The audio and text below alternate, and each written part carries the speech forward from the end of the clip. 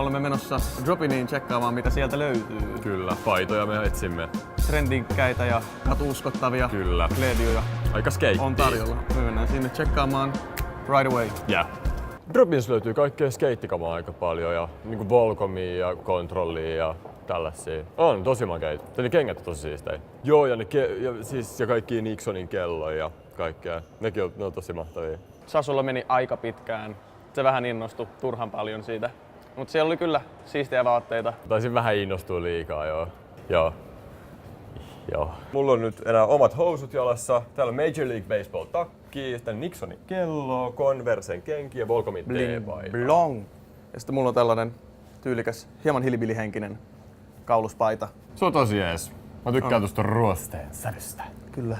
Tämä tuntuu erittäin hyvältä. Menee oikeastaan joka tilanteessa mun mielestä. Jos hups pitääkin olla asiallinen, niin sitten mulla on kuitenkin kauluspaita päällä. Sirkan paita on vielä Sirkan päällä, mut nää on mun päällä ja toivottavasti vielä mun vaatekaapissa.